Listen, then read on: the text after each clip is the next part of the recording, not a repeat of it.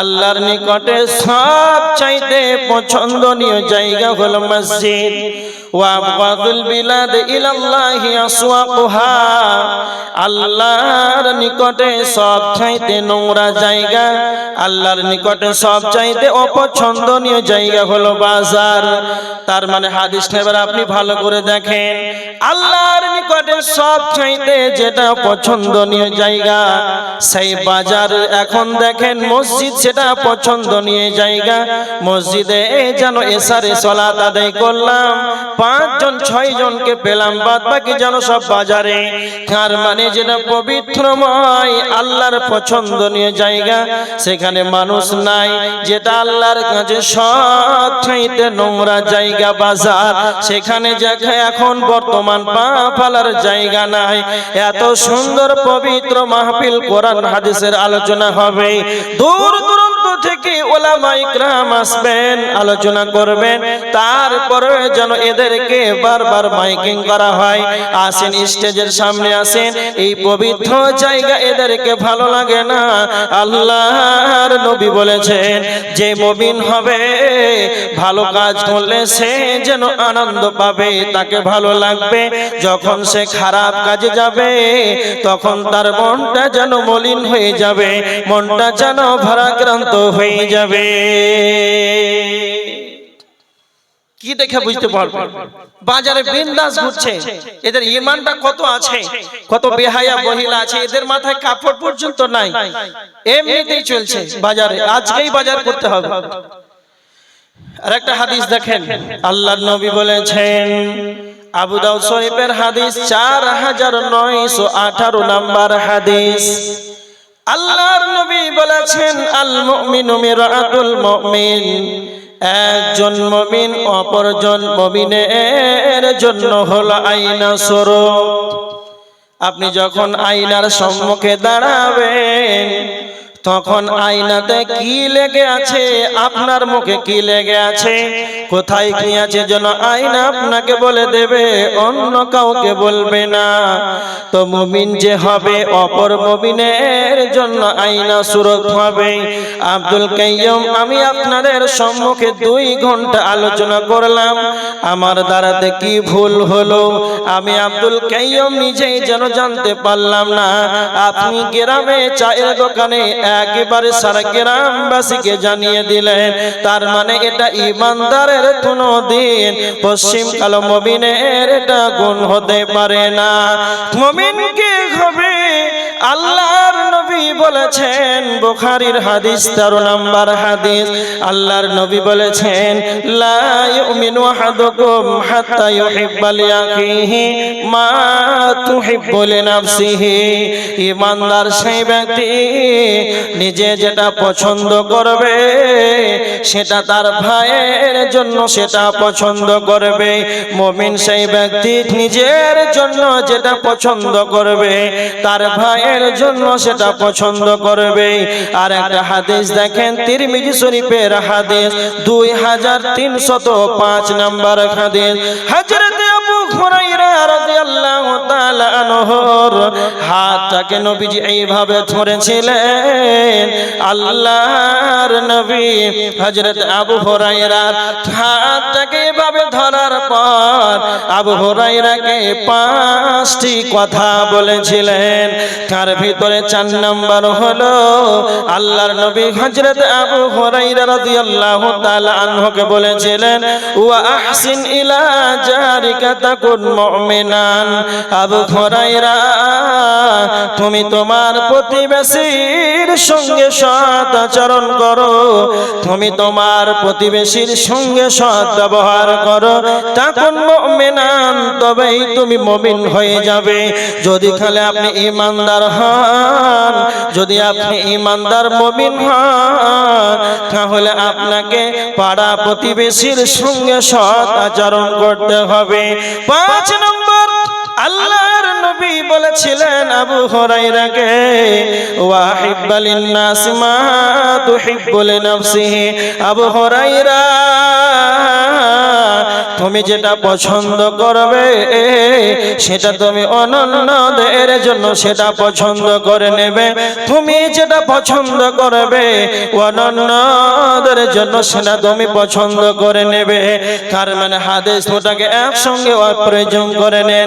আপনি মুমিন হলে নবীজি বলেছেন যেই ব্যক্তি মুমিন হবে নিজে যেটা পছন্দ করবে তার ভাইয়ের জন্য সেটা পছন্দ করবে, নিজে যেটা পছন্দ করবে অন্যদের জন্য সেটা পছন্দ করবে। একটা তিরমিজির হাদিস আর একটা হলো বুখারীর হাদিস। দুইটা হাদিসকে যদি আমরা আজ থেকে আমল করে নিই তাহলে গাড়িতে, টুকটুকিতে, বাসে, ট্রেনে, প্লেনে, এয়ারপোর্টে, স্টেশনে, বাড়িতে কোথাও যেন বিভেদ হবে না, কোথাও যেন মুমিন বিচ্ছেদ হবে না। সবচাইতে কাছের নিকট আত্মীয়কে না তো সবচাইতে কাছের নিকট আত্মীয় হলো ভাই। আর বর্তমান সমাজে মানুষ ভাই ভাইকে যেন রক্তাক্ত করে দেয়, ভাই ভাইকে যেন হত্যা করে দেয়। কেন কেন কেন?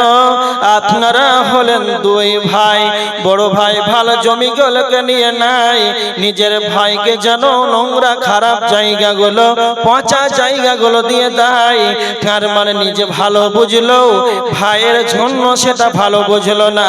এই কারণে হাদিসকে না মানার কারণে ভাই ভাবেই যেন আত্মীয়তার সম্পর্ক যেন বিচ্ছিন্ন হয়ে যায়। হাদিস না মানার কারণে ভাই ভাই যেন রক্তাক্ত হয়ে যায়, ভাইকে আত্মীয়কে যেন হত্যা করে দেয়। কেন? আমরা হাদিসগুলোকে না মানার কারণে।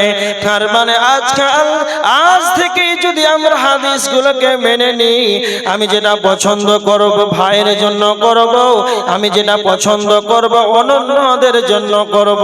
তবে ট্রেনে, গাড়িতে, বাসে, এয়ারপোর্টে, স্টেশনে চলাফেরা, লেনদেন কোথাও যেন ভাই ভাই, মুমিন মুমিন কোথাও যেন বিভেদ হবে না, কোথাও বিচ্ছেদ হবে না, কোথাও মারপিট হবে না। যদি কালে আমরা রাসূলের হাদিসগুলোকে আমরা মেনে চলি। আজকে আমাদের সমাজে ভাই নিজের আত্মীয়, নিকটবর্তী কাছের আত্মীয়, এর করতে আত্মীয় কে, তারপরে ভাইকে কি করে হত্যা করে দেয়? কারণ হাদিসগুলো আমরা মানতে পারি না। এই কারণে এবার দেখেন ইমানদার আপনি কি করে বুঝতে পারবেন ইমানদারের কি বৈশিষ্ট্য আছে? না তো ইমানদার যে হবে ইমানদারের সঙ্গেই বন্ধুত্ব করবে। এর প্রমাণ সূরা আল ইমরান 28 নম্বর আয়াতের ভিতর আল্লাহ বলেছেন, বিসমিল্লাহির রহমানির রহিম, লা ইয়াত্তাখিযুল মুমিনুনাল কাফিরিনা আউলিয়া মিন দুনিল মুমিনিন।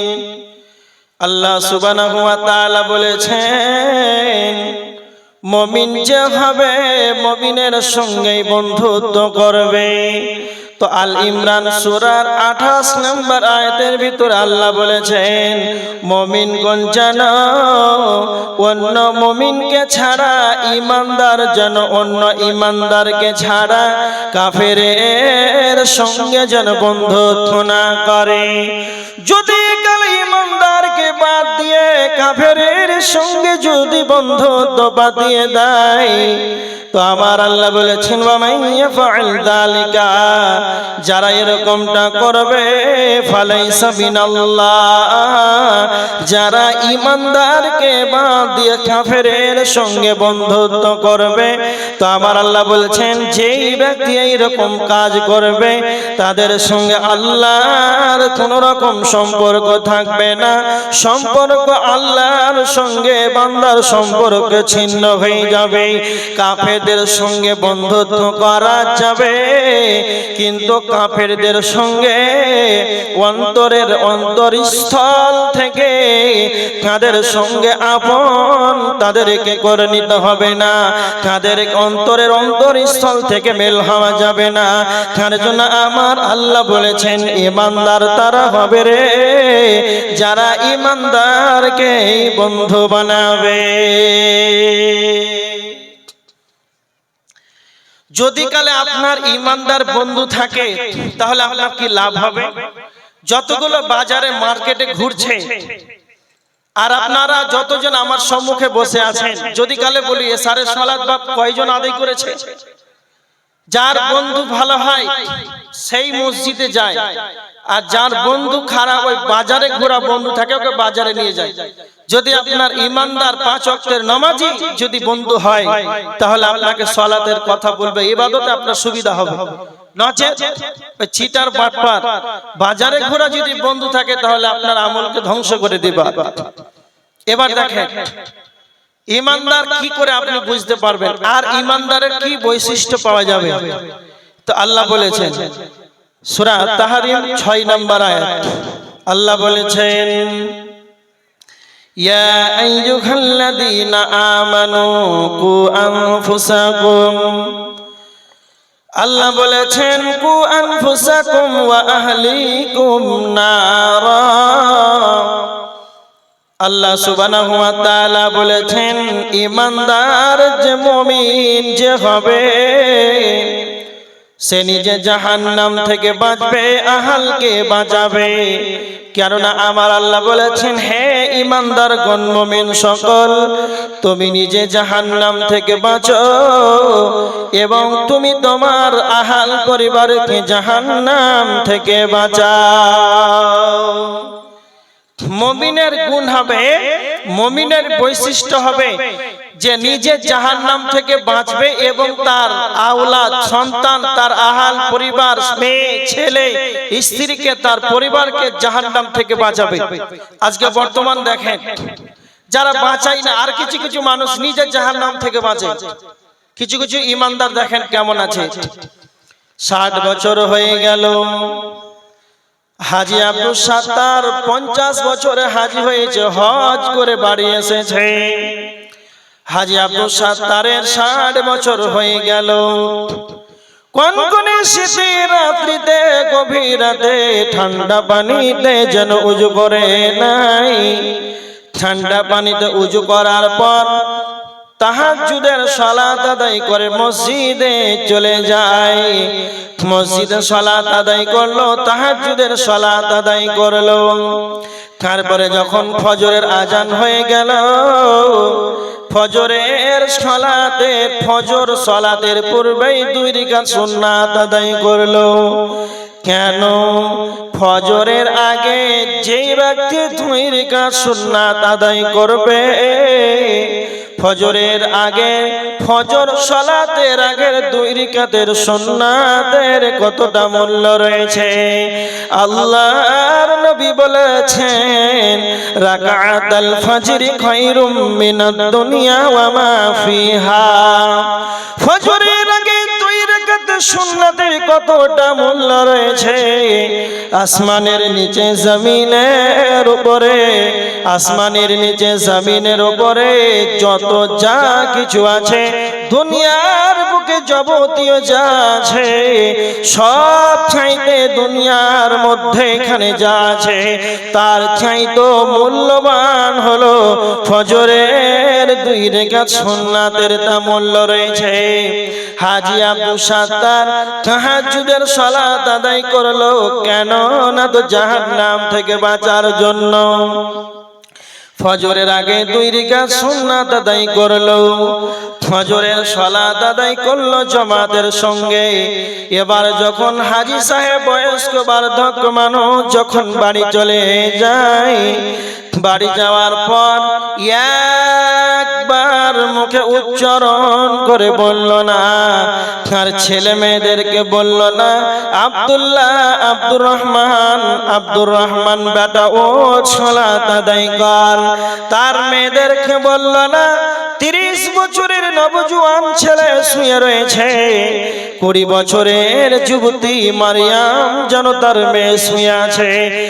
একবার মুখে উচ্চারণ করে বলল না, আর ছেলে মেয়েদেরকে সালাতের কথা বলল না। আর মানে নিজেরা 3টার সময় উঠেছে জাহান্নাম থেকে বাঁচার জন্য, কিন্তু তার আহাল পরিবারকে জাহান্নামের দিকে ঠেলে দিল।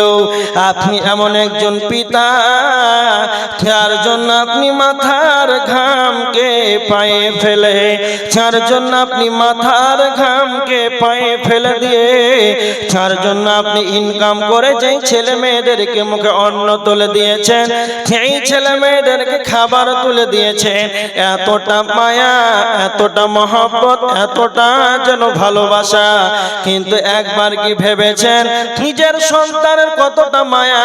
নিজের ছেলে মেয়েদের শরীর ব্যথা হলেই যেন আপনার ব্যথা হয়, কখন হাসপাতাল নিয়ে যাব, এইরকম এত বেদনা। কলিজার টুকরা সন্তান নিজে জাহান্নাম থেকে বাঁচলেন, কিন্তু আপনার ছেলেটা যে জাহান্নামের দিকে চলে গেল, আপনি যে একবারও সালাতের কথা বললেন না, নিজেই জাহান্নাম থেকে বেঁচে আহাল পরিবারকে জাহান্নামে ঠেলে দিলেন।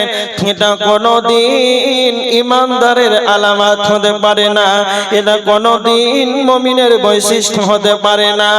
কেন? কেন? বুখারীর হাদিস, আল্লাহর নবী বলেছেন, আলা কুল্লুকুম রাইন ওয়া কুল্লুকুম মাসউলুন আন রাইয়াতিহি, প্রত্যেকেই নিজ নিজ দায়িত্বশীল।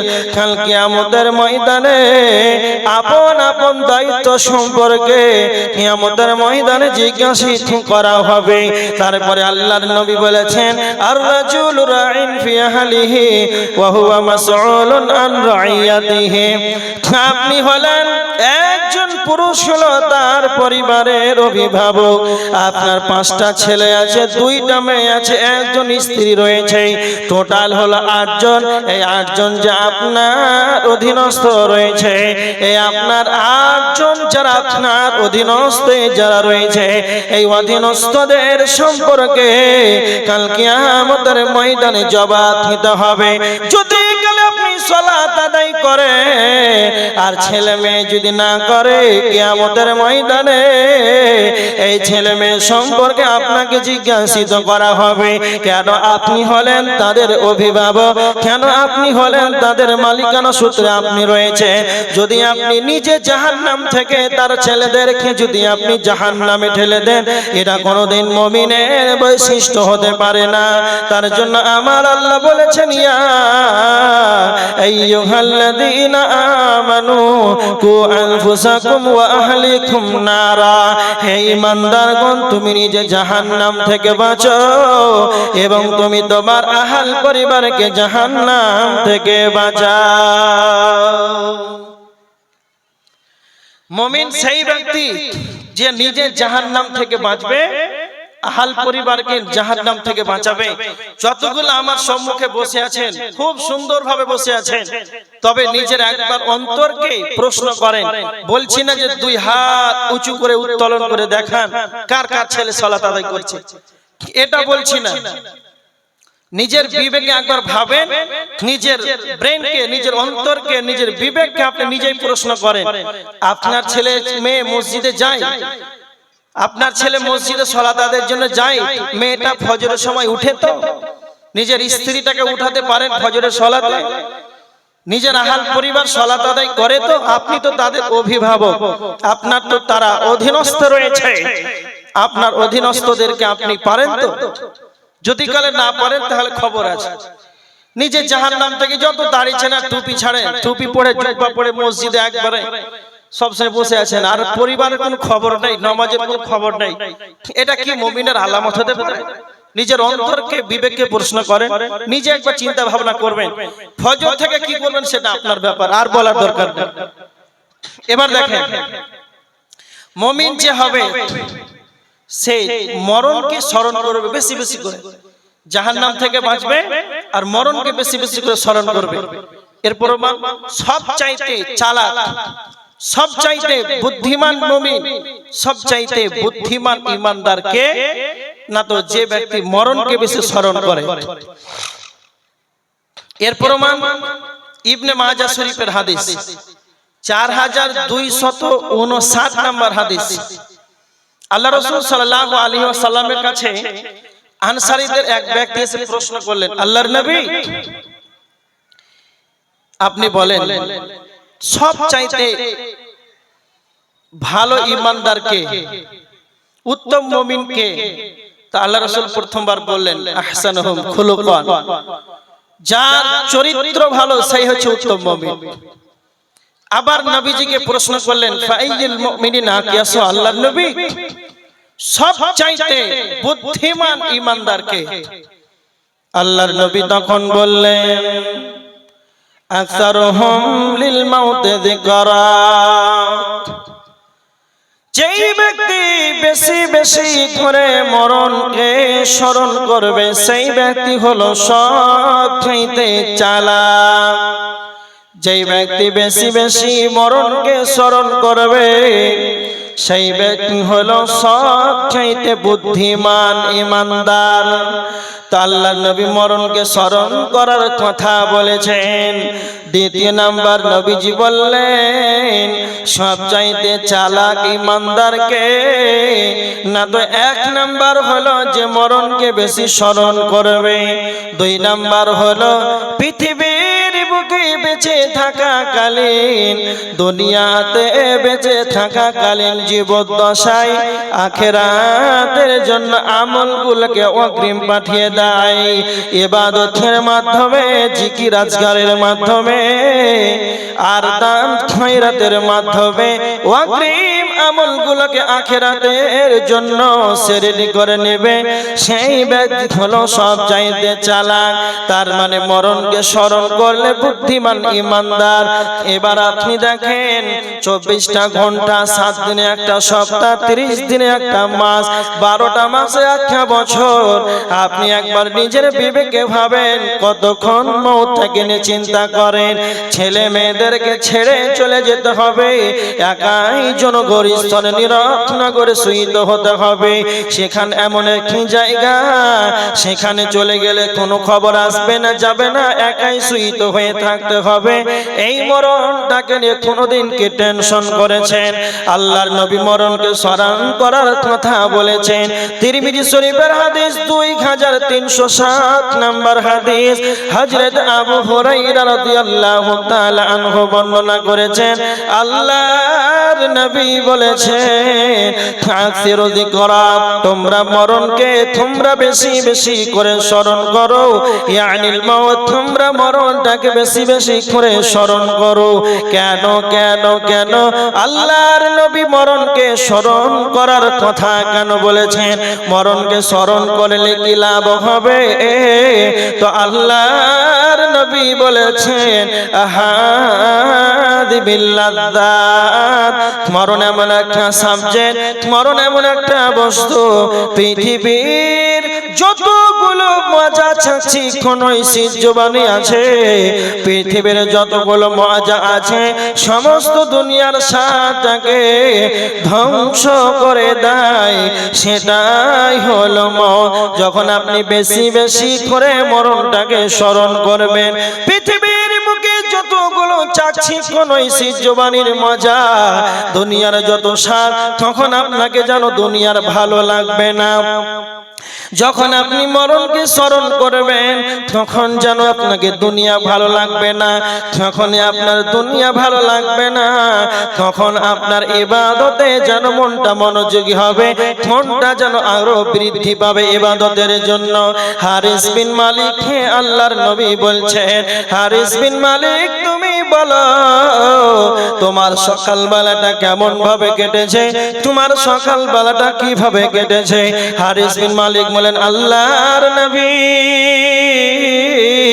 আমার সকালবেলাটা প্রকৃত ঈমানদার মুমিন হিসাবে কেটেছে। আল্লাহ নবী বললেন, হারিস বিন মালিক প্রত্যেকটা কথার ভিতরে যেন হাকিকত থাকে, সত্যতা থাকে। তুমি যে নিজেকে ঈমানদার দাবি করেছো, তবে তোমার সত্যতা যেন কি লুকিয়ে রয়েছে তুমি বলো। হারিস বিন মালিক বলেন, আল্লাহর নবী আমি 3টা কারণেই যেন নিজেকে প্রকৃত ঈমানদার মনে করি।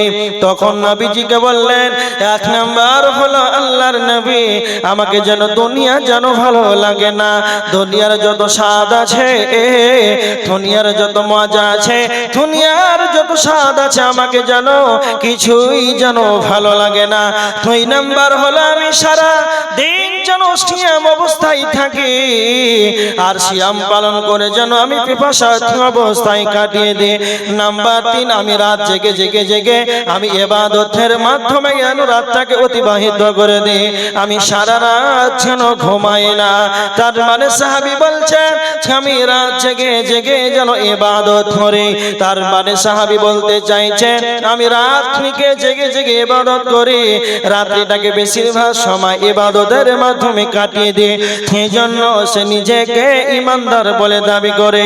আপনি নিজেকে ইমানদার বলে দাবি করেছেন, ইশার সালাত আদায় করলেন, আবার ফজর হবে আপনি আবার উঠলেন। ইমানদার যেন সারা রাত ঘুমাতে পারে না।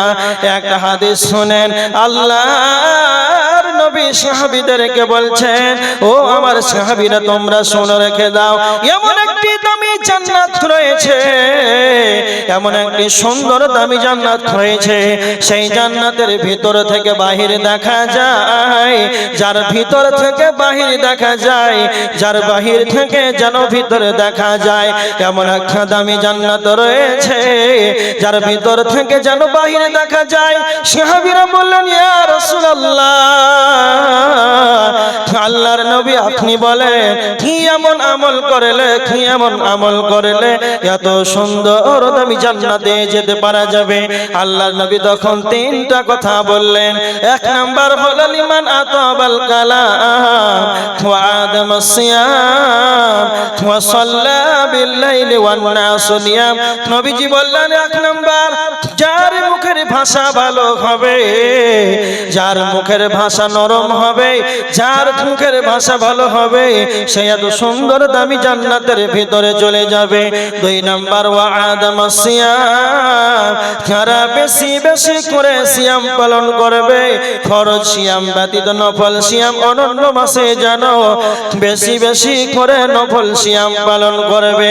নাম্বার 3 নবীজি বললেন ওয়া সাল্লা বিল লাইল, রাত্রিতে বেশি বেশি করে ইবাদত করবে। ওয়ান নাস নিয়াম, মানুষ যখন ঘুমিয়ে যায়, আপনাদের বাগিচাপুরে সারা গ্রামবাসী যেন ঘুমায়, কেউ যেন জেগে নাই। রাত 2টার সময় এক একক্ষণ করে শীত রাত্রিতে যেন আপনি উজু করে মসজিদে চলে গেলেন নীরব নগরে, সেই জায়গাতে কেউ নাই, সারা গ্রামবাসী যেন ঘুমিয়ে গিয়েছে, ওই সময় আপনি বেশি বেশি করে ইবাদত করবে। যেই ব্যক্তি এই রকম ভাবে ইবাদত করবে, সেই ব্যক্তি এত দামি দামি জান্নাতে চলে যাবে। তার মানে একটা দেখেন, যারা ইমানদার হবে এরা সারা রাত যেন ঘুমাতে পারে না। আমার আল্লাহ সুবহানাহু ওয়া তাআলা বলেছে সূরা জারিয়াতের 17-18 নম্বর আয়াত, কানু কালিলাম মিনাল লাইলি মা ইয়াহজাউন। যারা ইমানদারের 2টি গুণ আল্লাহ বর্ণনা করেছেন। আল্লাহ সুবহানাহু ওয়া তাআলা মুমিনের 2টি গুণাগুণ বর্ণনা করেছে সূরা জারিয়াতের ভিতরে, কানু কালিলাম মিনাল লাইলি মা ইয়াহজাউন। যারা ঈমানদার হবে এরা যেন সারা রাত যেন ঘুমাতে পারে না। ওয়া বিল আসহারি হুম ইস্তাগফিরুন, এরা শেষ রাত্রিতে উঠে যাবে, রাতের শেষ অংশে যেন এরা উঠে যাবে, আর আল্লাহর কাছে এরা ইস্তিগফার করবে, আল্লাহর কাছে ক্ষমা চাইবে। মানুষ কাজ করবে মাঠে ঘাটে হাটে বাজারে এয়ারপোর্ট স্টেশনে বিভিন্ন কাজ ব্যস্ত থাকবে, যখনই মুমিনের খেলাতে যখনই ভুল হয়ে যাবে তখন যেন আল্লাহর কাছে যেন তারা ইস্তিগফার করবে, তখন যেন তারা আল্লাহর কাছে ক্ষমা চাইবে। কেন কেন কেন? একটা কথা শুনে রেখে দেবেন, মানুষ গুনাহ কারণে জাহান্নাম যাবে না, মানুষ পাপের কারণে জাহান্নাম যাবে না, মানুষ গুনাহ করার কারণে যেন জাহান্নাম যাবে না। কেন কেন? আমি আপনি যদি পাপ না করতাম, গুনাহ না করতাম, আদম সন্তান যদি পাপ না করতো, আল্লাহ আমাদেরকে যেন ধ্বংস করে দিত, আমাদেরকে ধ্বংস করে তারপরে অনন্য আল্লাহ জাতি তৈরি করতেন যারা যেন পাপ করে। তার মানে আদম সন্তান পাপ করবে। বিশ্ব নবী নবী মুহাম্মদুর রাসূলুল্লাহ সাল্লাল্লাহু আলাইহি ওয়াসাল্লাম বলেছেন প্রত্যেকটা আদম সন্তানই তো পাপী, কিন্তু মিশকাতের হাদিস নবীজি বলেছেন সবচাইতে উত্তম রকম পাপীকে, সবচাইতে উত্তম পাপীকে, ওয়া খায়রুল খাত্তাইনা আত-তাওয়াবুন, ক্ষমা চাইবে, পাপ করার পর আল্লাহর কাছে ইস্তেগফার করবে। মুমিনের দ্বারাতে যখন ক্ষমা চাই, মুমিনের দ্বারাতে যখন পাপ বেশি হয়ে যাবে, সেই যেন সারা রাত জেগে নাকে তেল দিয়ে আরামে যেন ঘুমাতে পারে না। রাতে ঘুম ভেঙে যাবে, আমার দ্বারাতে পাপ হয়েছে, আমার দ্বারাতে যেন গুনাহ হয়েছে, আমাকে আল্লাহর কাছে ক্ষমা চাইতে হবে। সাহাবীরা যখনই পাপ করতেন, সঙ্গে সঙ্গে নবীজির কাছে চলে আসতেন, নবীজিকে এসে বলতেন, ইয়া রাসূলুল্লাহ, আমার দ্বারাতে অমুক পাপ হয়েছে, আমাকে বলেন কি আমল করলে, কি করলে আমি যেন পবিত্র হব। একজন মহিলা এসে বলছেন, ইয়া রাসূলুল্লাহ, আল্লাহর নবী, আমার দ্বারাতে এমন গুনাহ হয়েছে যেন আমার পেটে সন্তান এসেছে, আমাকে পবিত্র করুন, কি করলে তা আমি পবিত্র হব, আমাকে শাস্তি দেন। তার মানে যখনই সাহাবীদের যখনই গুনাহ হয়েছে, কি করে তারা ক্ষমা নেবে, এই জন্য তারা প্রার্থনা করত। আজকে আমরা সমাজের মুসলমান, আমাদের দ্বারাতে ভরি ভরি ডানে বামে পিছনে আমাদের গুনাহ আর গুনাহ, কিন্তু একবার যেন আমরা ইস্তেগফার করতে পারলাম না, একবার যেন আমরা তওবা করতে পারলাম না। এই কারণে একজন দার্শনিক বলেছেন, মানুষ গুনাহের কারণে জাহান্নাম যাবে না, মানুষ পাপের কারণে জাহান্নাম যাবে না, মানুষ ক্ষমা না চাওয়ার কারণে জাহান্নাম যাবে, মানুষ পাপ ক্ষমা না চাওয়ার কারণে, ইস্তেগফার করার না করার কারণে, তওবা না করার কারণেই যেন মানুষ জাহান্নাম যাবে। তাই ইমানদারের দ্বারাতে যেন গুনাহ হবে, এরা রাত্রে তৃতীয় অংশের আল্লাহর দরবারে উঠে নিজে কেঁদে কেঁদে আল্লাহর কাছে যেন এরা ক্ষমা চাইবে।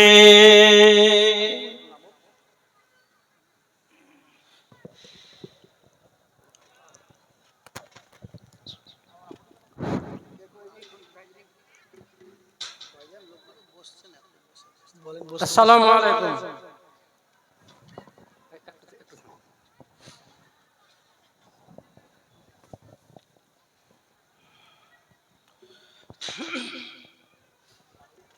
আউযু বিল্লাহি মিনাশ শাইতানির রাজিম। একটু শুনেন আর এটার উপর একটু আমল দিবার চেষ্টা করেন। এখানে বলা হচ্ছে, আল্লাহ বলছেন আর কি, ইয়া আইয়ুহাল্লাযিনা আমানু ইজা কিলা লাকুম তাফাসসাহু ফিল মাজালিসি ফাফসাহু ইয়াফসাহিল্লাহু লাকুম। বলা হচ্ছে, হে ঈমানদার, মানে ঈমানদারদেরকে ডেকে বলছেন আল্লাহ। কি বলছেন? আমার কথা না, আল্লাহর কথা। আল্লাহ বলছেন, হে ঈমানদার, মানে আমরা তো ঈমান নিয়েছি, হে ঈমানদার, ইজা কিলা লাকুম, যখন তোমাদের বলা হবে, তাফাসসাহু ফিল মাজালিসি, তোমরা মজলিসে, মানে এই সভাতে, এই জালসাতে, হ্যাঁ, কি করো, যে জায়গা প্রশস্ত করে দাও। তার মানে নড়ে চড়ে বসো, ফাঁকা রেখো না। মানে যারা বসতে পায়নি তাদেরকে বসতে দাও, মানে প্রশস্ত করে দাও জায়গাটা। তাফাসসাহু ফিল মাজালিস, এই মজলিসে জায়গা করে দাও তাদের। তো দেখছি আমি যে জায়গা তো অনেক ফাঁকা আছে, ওগুলাতে আসতে পার, আর নড়ে চড়ে একটু বসে মানে ফিল আপ করতে পারেন। আল্লাহ বলেন, ফাফসাহু ইয়াফসাহিল্লাহ, তো আল্লাহ তোমাদেরও জায়গা প্রশস্ত করে দেবেন জান্নাতে, লাকুম, তোমাদের জন্য। তাই আমি বলছি যে আপনারা দাঁড়িয়ে না থেকে আপনারা বসে যান, হ্যাঁ, ভিতরে চলে আসেন, হ্যাঁ, মানে জায়গাগুলো ফিল আপ করে নেন, আল্লাহর কথাটা মানেন, আমল করেন, এর উপরে দাঁড়িয়ে থাকবেন না। বলুন।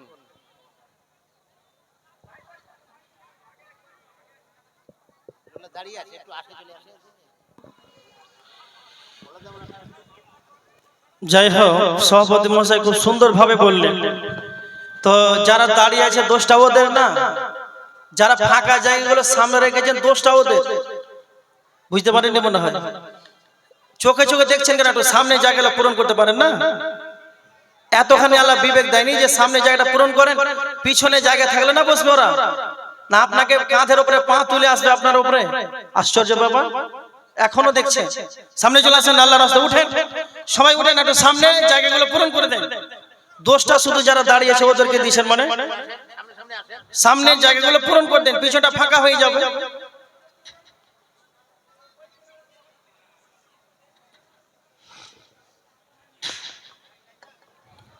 যাই হোক, আপনারা হই হাল্লা করিয়েন না। এবার দেখেন, যারা বসার ঠিক বসে যাবে, বলতে হবে না। আর যারা দাঁড়িয়ে আছে ওর কোম্পানি সেট, ওর ব্যবসায় ওই সারা জীবন দাঁড়িয়ে থাকবে যেখানে যাবে। ও তো জানে আমার বংশ ঘোড়া, ঘোড়া কোনদিন বসে নাকি। এবার দেখেন, ইমানদার সম্পর্কে আলোচনা করছিলাম। যেই ব্যক্তি ইমানদার হবে সেই ব্যক্তি মরণকে স্মরণ করবে, বেশি বেশি করে স্মরণ করবে। সেই ব্যক্তি হচ্ছে সবচাইতে চালাক। যেই ব্যক্তি বেশি মরণকে স্মরণ করবে তখন দুনিয়ার মজা স্বাদ এটা ভালো লাগবে না। যখন আপনি বেশি বেশি করে মরণকে স্মরণ করবেন, কবরস্থানে যাবেন, কবরকে নিয়ে ভাববেন 1 কোটি টাকার মালিক ছিল, একদিন একাই নীরব নগরে শহীদ হয়ে আছে, এইভাবে আমাকে একদিন চলে আসতে হবে। এইরকমটা যখন আপনি কবরস্থানে যাবেন তখন আপনার এটা মনে পড়বে। তারপরে দুনিয়া যখন ভালো লাগবে না তখন আপনার ইবাদত করতে আর মনোযোগী হবে, ইবাদত করতে ভালো লাগবে। কি করে আমি জাহান্নাম থেকে বাঁচবো? মুমিনের গুণ যে সে নিজের জাহান্নাম থেকে বাঁচবে।